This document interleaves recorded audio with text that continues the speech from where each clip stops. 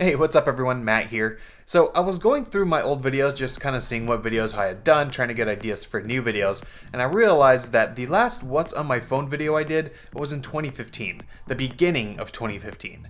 So I think it's time for a new one.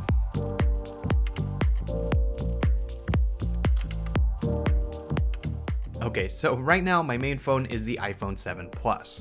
I've kind of calmed down on these switching phones. I used to do it like once or twice a week, but right now I just kind of use one phone. Although since the red iPhone came out, I have been switching to that every once in a while, but it's basically the same phone.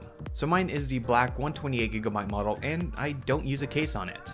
I wouldn't say I'm hard on this phone, but it definitely shows some use. I've got a few nicks and some scratches on the screen. Also, I think the water seal is broken on mine because I fell on my boosted board and my pocket lining went actually in between the screen and the case. I have no idea how it happened, but I'm pretty sure this isn't water resistant anymore. But anyway, yeah, I have Apple Care, so I'm not really too worried about it. But on the back, I have the classic logo. I'll leave a link down below in the description to Amazon. They're like $5, and I think it really just adds a little bit more to it, and the colors really pop on this black phone. Okay, so to what I actually use. There's a ton of apps that I have installed, but honestly, I don't really use all that many of them. The ones that I mainly use are all the default apps, Slack for work, I use Boosted for when I'm writing my board, and of course all the different social apps, which you should definitely be following me on. Links for that will be down in the description. But I'll talk about 5 apps that I've been using recently that have really been helpful and I've really enjoyed. So first is with photography. I've been trying to post to Instagram every day or at least every other day as much as I can, and this latest app is called Lens Distortion. And what this app does is give lens distortions to your photos. So say lens flares, different shimmers and shines, those things can be hard to get in the camera itself, but if you want that look, you can easily add it with this app. You don't really want to overdo it, but sometimes you get that subtle little lens flare, and I think it looks really good.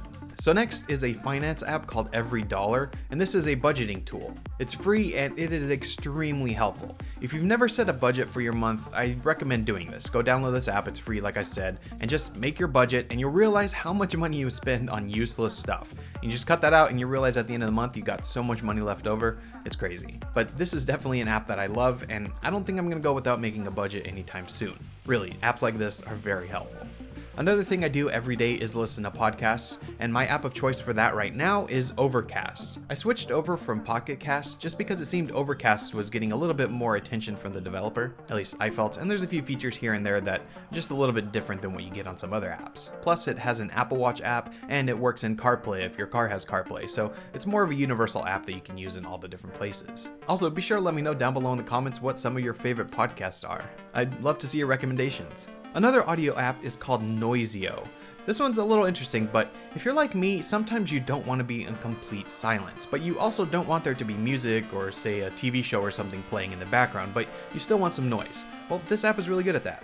This app makes different background noises. So say you want some rainfall in the background or a thunderstorm, or you want a river, or you want to act like you're in outer space. This app gives you that audio and it just plays until you stop it. So you just connect it to one of your home speakers and suddenly there's noise playing in the background so you're not in complete silence, but it's not distracting either. I really like this app. Finally is a brand new app, which is YouTube TV. So I don't have cable, but I do like watching live TV.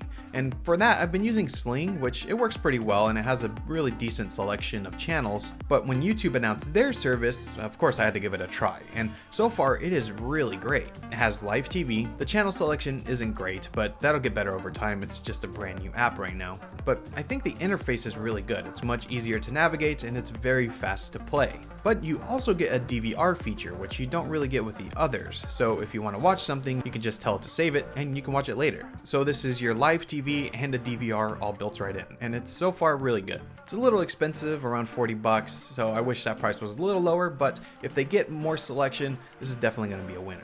But yeah, those are the latest apps that I've been using on my phone. Everything else is just kind of your standard apps. Most of them I don't really use, they're just installed in case I ever need them.